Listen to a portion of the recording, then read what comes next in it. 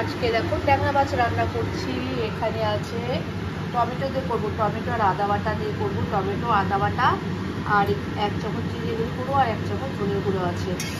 চলো আজকে রান্নাটা একটু তোমাদের সাথে শেয়ার করলাম। চলো মাছগুলো আমি প্রথমে ভেজে নিই। আর দেখো আমি মাছগুলো দিয়ে দিয়েছি, আর মাছগুলো আমি একটু সামান্য একটু ভেজে নেবো। আর পুরো আজকে পুরো ডিম আছে মাছে, পুরো ট্যাংরা মাছটা দারুণ ডিমওয়ালা ট্যাংরা। আর তোমরা ট্যাংরা মাছ ডিমওয়ালা মানে বড় ট্যাংরা, তোমরা আদা বাটা টমেটো বাটা দিয়ে একবার এই রেসিপিটা করো, খুব ভালো লাগবে, দারুণ লাগে। চলো মাছটা ভেজে তারপরে তোমাদের সামনে আসছি। তো এখন নতুন সোমবারা দিয়েছি শুকনো লঙ্কা আর কালো জিরে, দেখো মাছটা ভাজা হয়ে গেছে। এখন আমি এই পেস্টটা দিয়ে দিই, টমেটো আর আদা বাটা, জিরে গুঁড়ো ধনের গুঁড়ো আর লঙ্কা গুঁড়ো আছে, এই পেস্টটা এখন দিয়ে দেবো। পেস্টটা আমার ভাজা হয়ে গেছে। আর এখানে দেখো আমি শুকনো লঙ্কা আর কালো জিরা সোমবারা দিয়েছি, আর যেটা টমেটো আদা জিরে গুঁড়ো ধনের গুঁড়ো লঙ্কার গুঁড়ো দিয়ে পেস্ট করছিলাম, ওই পেস্টটা দিয়ে দিয়েছি। এখন ভালোভাবে কষিয়ে নিতে হবে।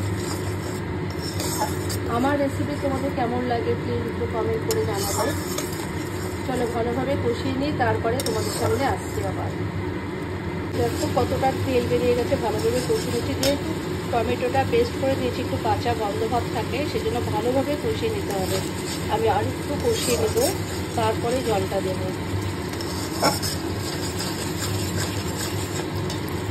মাংসটা মানে একটু ভালোভাবে এখন কষিয়ে নিয়েছি, কাঁচা ভাবটাও কিন্তু একদম গন্ধ চলে গেছে। আর তোমরা যদি কেউ মিষ্টি খেতে চাও, একটু ব্যালেন্সের জন্য মানে নুন ব্যালেন্সের ইয়েটা ঠিক থাকে, একটুখানি চিনি দিতে পারো। যেহেতু টমেটো দিয়েছি, একটু দেবে টক টক ভাব থাকে, একটুখানি মানে স্বাদ অনুযায়ী একটুখানি তোমরা মিষ্টি দিতে পারো।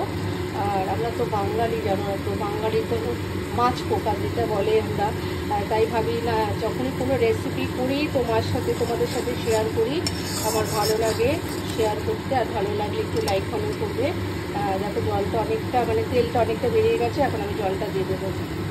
জলের পরিমাণটা কম দিব, কারণ একটু যেহেতু একটু গামাখা করবো, একটু মানে যেহেতু ট্যাংরা মাছের ঝাল, সেজন্য জলের পরিমাণটা আমি একদম কম দেবো। চলো জলটা ফুটুক, তারপরে মাছটা আমি দেবো। তেল কতটা টেনে নিয়েছে। আর এখন আমি একটু ধনে পাতা না দিলে মানে এই মাছের স্বাদ একদম মানে ভালো হবে না। ধনে পাতা অতি অবশ্যই তোমরা দিবে, কিন্তু এইভাবে করো, একবার রান্না করে খেয়ে দেখো, আশা করি তোমাদের সবার ভালো লাগবে। টমেটো বাটাতে একবার তোমরা ট্যাংরা মাছ করো, বিশেষ করে বড় ট্যাংরা আনবে, আর সবসময় বড় ট্যাংরাটাই টমেটো বাটা দিয়ে করবে, দারুণ লাগে। আর নামানোর আগে ধনে পাতা, তখন 4-5টা কাঁচা লঙ্কা দিয়ে দিয়েছি, দারুণ দারুণ হয় খেতে।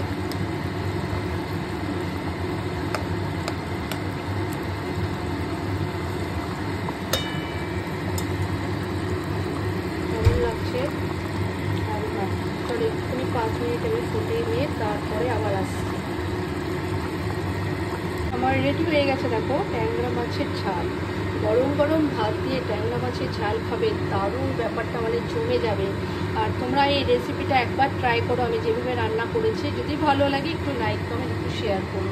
চলো রাখছি। দেখো মানে এত সুন্দর একটা ধনে পাতার একটা আর টমেটো ধনে পাতার একটা সুন্দর একটা গন্ধ বেরিয়েছে, মানে তোমাদের সেটা বোঝাতে পারবো না। আর কেমন হলো রেসিপিটা অতি অবশ্যই একটু লাইক কমেন্ট করো। চলো টাটা, রাখছি। সবাই ভালো থেকো আর সবাই সুস্থ থেকো। চলো।